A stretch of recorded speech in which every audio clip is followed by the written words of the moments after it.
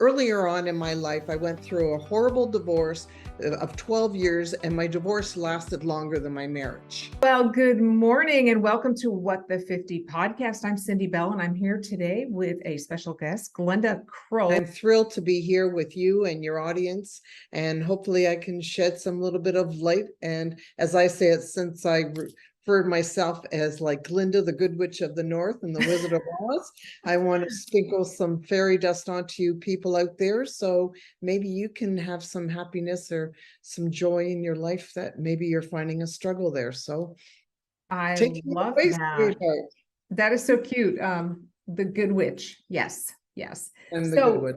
Glenda, you are also a woman of a certain age, and that's, of course, my focus in this podcast, that just speaking to other women of our age-ish and talking about your triumphs, but also the conflicts and the trials that you've been through in your life and how you've overcome and where you are now and why you do what you do now. I know you're a global empowerment coach, correct? But could you just tell us a little bit about yourself, what you do now, and why you do it and why it matters? It matters so much because so many people, when they face controversies in their life, they sort of fall down and then they start looking at themselves in a negative tone. So they right away, I can't do it. I'm too old. I don't know how I'm going to do it. And they start showing all these doubt that starts, that negative talk that goes into our heads. Yes. And it just slides us down. So let me tell you, I am proud to say that I'm 63 years young. Yes. And yes, and you look gorgeous. Thank you. And I started my life over again. So ladies or gentlemen out there who are thinking in your 50s and 60s that I can't do it, hello, you can. So I'll give you a little story. Well, it's kind of it can go into huge depth, but we'll just start with earlier on in my life, I went through a horrible divorce of 12 years, and my divorce lasted longer than my marriage. And I was pulled in and out of courts. All the money was taken out of the bank account. I had two babies, a 3-year-old and a 5-year-old. And I was a stay-at-home mom at that point. And I didn't know how to buy food because my ex was trying to destroy me. And this was literal, physically, emotionally, and financially. And he constantly put that in writing, and that went into court. And I ended up with $200,000 in debt from just legal fees alone. And I had to figure it all out. Don't they call that litigious abuse? Where they use the court system to keep you tied up forever, financially, emotionally, in every way possible. So what I learned from it, and here's what one of the lessons key into it is that, what doesn't kill you makes you stronger. So after seeing that, going through it time and time again, everything was dragging me back into court. And I was just sort of feeling like I'm falling apart, but yet I have to put a smile on my face because I have two babies that I got to be strong with. And I finally ended up taking over my court case myself because I kept on getting angry and frustrated because the courts were not hearing me that this was happening. Right. And I did that. And that's when that's when part of my life changed, and things changed that he couldn't pull me into court anymore because I ended up getting the head of the family law courts. She was residing on me that day, and I asked her to reside on me from now on. And that was how life sort of started to get better or easier for me. So you became proactive for your own cause. Did you fire your lawyer at that time? Well, he saw, my ex had a lot, they were millionaires, and court was an entertainment for him. Yeah. So we all knew what was going on, but I couldn't get out of it. And I couldn't do it for myself health-wise because it was killing me, because all I kept seeing was dollar signs, how much every day was going to cost me to go into court. And I just wanted to worry about my kids, never mind all of this. And there were a lot of other abuse that my spouse was doing, and putting the kids into really mental jeopardy. Yeah. Anyways, so what I'm trying to say is this, to be on the short side of it, is what you need to do is go back and say, what can I learn from this? And I learned a lot of things. So forward past many years, let's say about another 5 years or so, I enter into another relationship. And here I thought was my knight in shining armor. He's coming Right. to save me. And, life was just wonderful. And yes, it was at the beginning.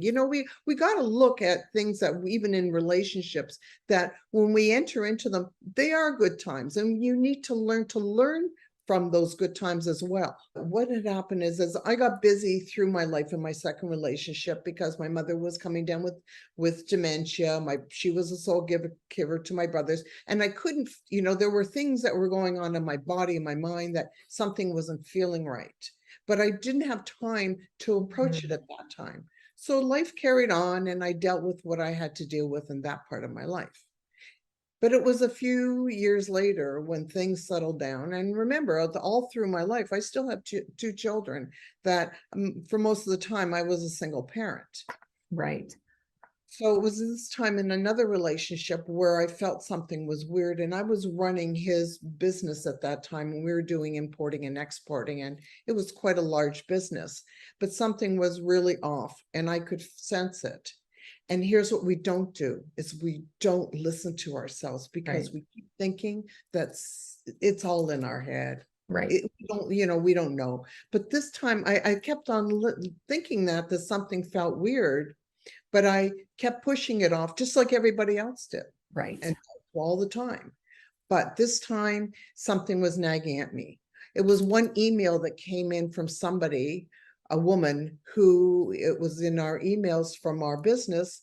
And I started asking questions. Who was she? She was not somebody in our business.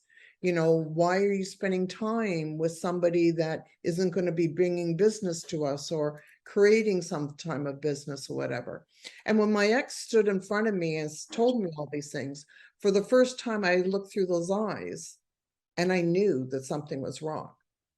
So that night I went searching and I found all of his passwords. It was in the middle of the night. It was like 2 o'clock in the morning. Everybody's sleeping away in the house. And I come downstairs because I can't get off that feeling that something's wrong. I find his passwords, and then what happens all of a sudden? Boom. I open up his emails and I find a whole thing of emails from all these different women. And I look back at dates. It's through my 14 years of the relationship. He was having affairs all through the relationship. Wow. Some for a day or two, one for 2 years, all sorts of time periods. And when he traveled, there were women that were there. So needless to say, that hit me like I was hit. Yeah. And I was wounded because I thought this was the relationship for the rest of my life.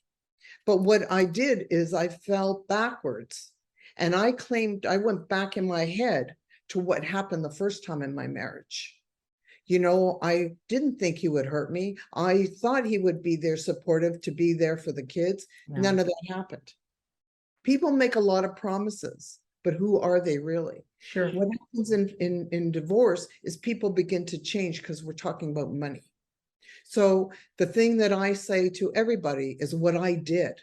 I prepared. Now, let me tell you, you need to learn this. There's ways of preparing before a divorce, before a separation. And these are things that I teach, but it's also important that these are things that whether you're going through a divorce or not, to become empowered even within yourself. That's right. That's right. Because you never know what could happen.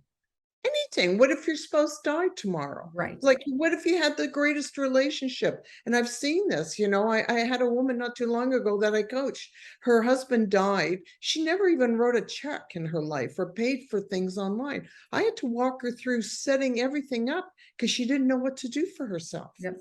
So when we talk about empowering yourself, is what I believe, why I call myself the empowerment coach. It's because life hits you with all different realities. And one of the things is prepare. So instead of jumping off and hitting him and saying to him, you did this, and he would, of course, would have said, no, not me. And I know all of that. And instead, I decided that night that I'm going to suck it up and I'm going to suck it down. I am going to hold myself strong and tall because I am worthy of more than that. And you basically had to pretend for the next 9 months, right? 9 months, okay, so what I do is my end goal at that point was selling my house. Okay. Because my house, I knew that, first of all, that was always part of my retirement fund, was going to be our house. So end goal, that's how I teach everything. What is your end goal? My end goal was selling my house. Sit back and do what I needed to do. The first day was changing my beneficiaries, my will, all of my bank accounts, setting up new bank accounts, setting up a numbered company. Don't know why, but things were coming to me. And instead of saying now or whatever, I just kept on going through it. I started watching where he was going. He never knew. Yeah, he had no idea. He had no idea. It took me 9 months. In the midst of all this, I had to also, actually had to convince him to sell the house, because he was very much of like to keep up to the Joneses, and it was all about what it was, but Right. this wasn't good. So I convinced him to sell the house. I did all my own packing. I marked all my boxes. So I knew certain boxes that I knew what his time schedule was. I knew at 2 o'clock in the afternoon, he went to the gym. That was my time to move boxes out of the house. I found a place to live for me and my children. My children were now older, but my son was now in his first year of law school. I needed to get things in place. And they knew what you were doing. Your kids knew what you were doing. My kids only found out about a quarter of the way in. The beginning part was lining myself up. I only had two friends, two of my closest friends that knew what I was doing, and they didn't really know how to do what I was doing, but at least it allowed me to cry to somebody, Yeah. to scream if I needed to. One of my closest friends was my neighbor down the street. I could go out, walk my dog, cry if I needed to, which I did. And I had my own mantra: for every tear I shed, laughter shall follow. And I said this to myself time after time.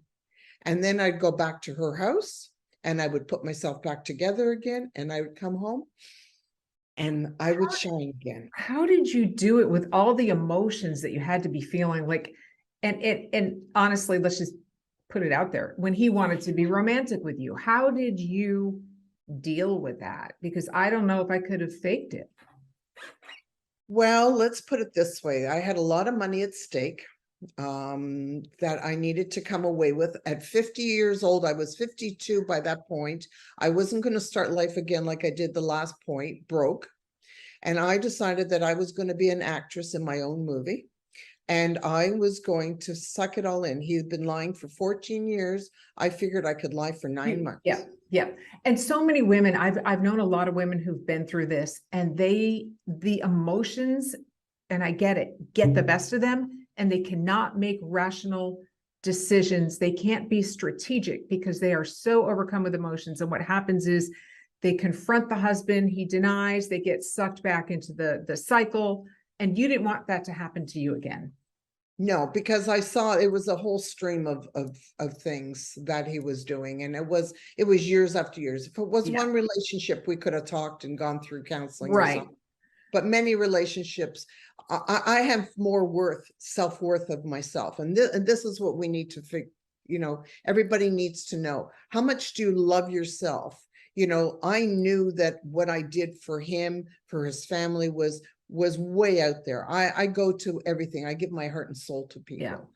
And you knew you deserved. I deserve more. Yeah. Yeah. So, so what did I do? Well, if I had to have a couple of shots of vodka, so I had to have a shot of vodka. It's not who I am, but if it gave me a little bit of that roar, then I took it. You do what you have to do. Right. And I'm not going to sit there, it was 9 months of, what, I kept pushing it down. And that's why I'm saying is to have that support is so important in your life at any point.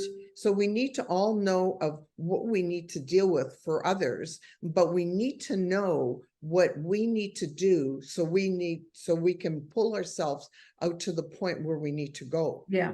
That's so empowering. I mean, you must have felt so empowered through this experience, even with all the trauma and the hurt, but that must have sort of catapulted you into this next phase of life where you knew you could do anything.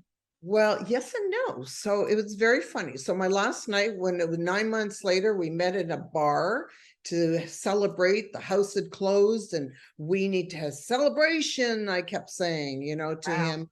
And I made sure it was a public place. Like everything was very carefully thought through from beginning to end. And everything in my life worked out. And I was having what I didn't know what to do, but every step I took, another thing came to me of what to do for the Okay. next step.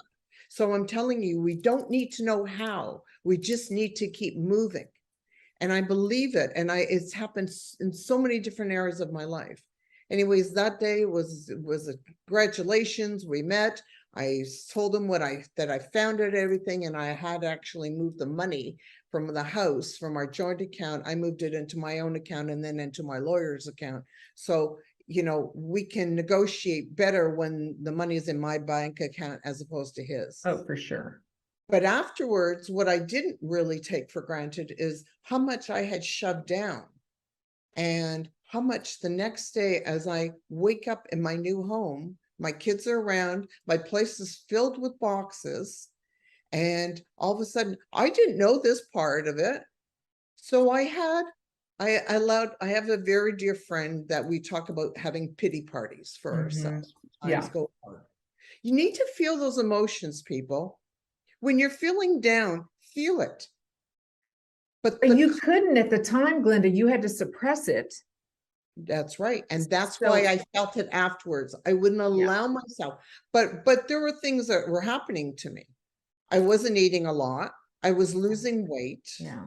So I used that for my stories to empower what went on during that time. That was part of my whole thing of, my story is kind of very weird. And, I told him I was sick, so I needed to go to the hospital and I needed him dropping me off there. And I walked in one door and walked out another door. Wow. My daughter was picking me up to drive me to go pick up our funds for the thing. It's a very intense thing, but that's not the point. And people want to really know the whole story, I'd be more than thrilled to let people read it. But the whole empowerment is the next day I didn't realize how far I had come and how far I had to fall. So I spent 2 days. I gave myself a pity party for 2 days.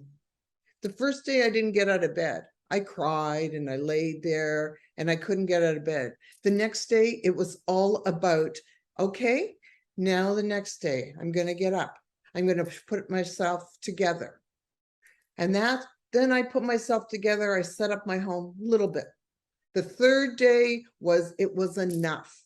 So what I'm saying is, how long do you stay down? That's the whole idea. Yeah. You feel it, you accept it, but then it's time to take action and move forward. And that's what I did. The third day, I started thinking of what can I do? Because now I had no business. I had no car. I had a roof over my head, which I was grateful for, but I had nothing else. I needed a business. I needed to think. And I started thinking of what would I do that will make me happy?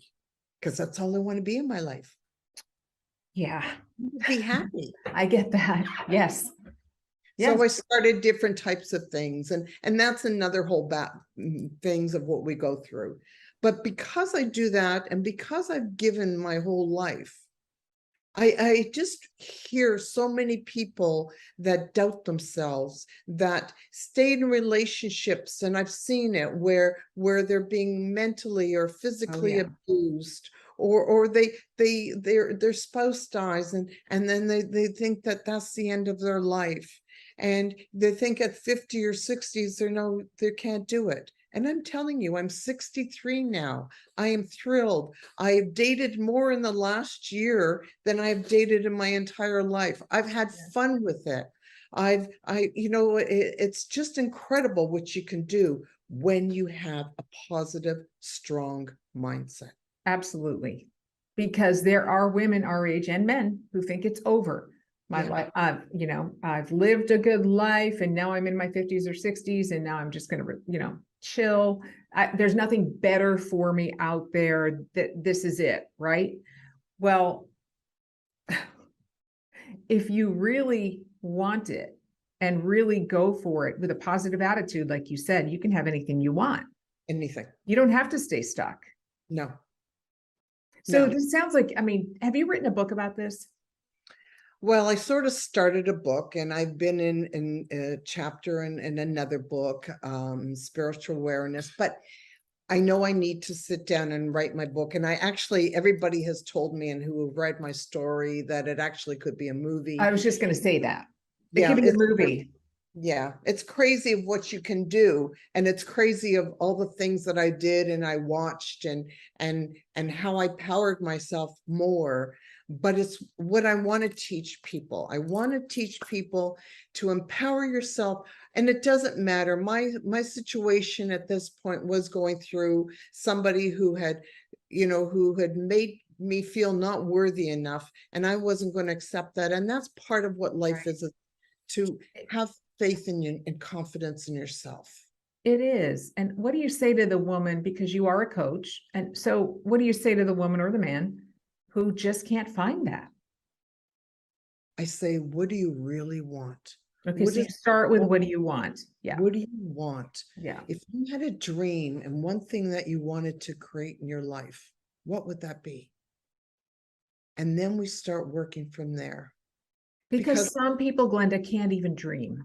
I know, but that's part of it. We start at the basics if we need to. So now, as a global empowerment coach, that's how you refer to yourself, correct?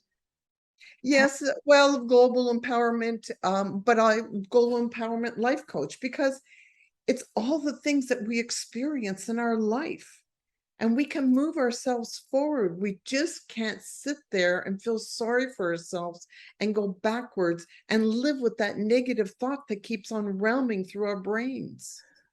Right. I've noticed that some people are addicted to negative thoughts, and they're addicted to the cycle and the pattern of staying stuck with negativity because in some way it feeds them. There's a payoff. Yeah. What do you think about that? I don't think about that very well. See, I am the one who thinks of positive. People go, how do you manage with thinking always, you're always so positive? Yeah. But here's the thing, let me tell you something. I just had an accident 9 weeks ago where I actually had broken bones in my lower back and in my pelvis. Yeah. And I'm 63, and I'm an avid hiker and speed walker, and I can't even now walk a second, like a moment. It's like I was down and out.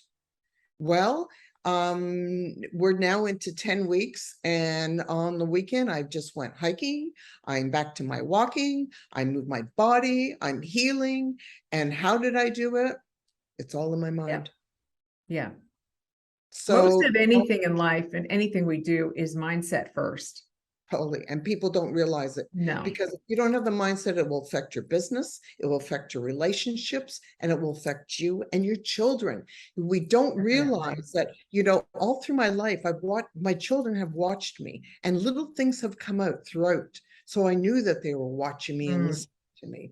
And when the last big hiccup that I went through with my last relationship, and my kids saw, like, wow, she got up and she kept on going. I went into real estate. I started investing. I started learning, and my kids are going, Ma, do you ever stop? Like, how did you, you went from nothing, and all of a sudden now you're buying houses and redoing them. And it's like, well, you know what? I don't know. I saw opportunities. Yeah. You set the frame for your children of what is possible. Yeah. And that's a lesson that they absorbed and that they will take with them throughout their lives.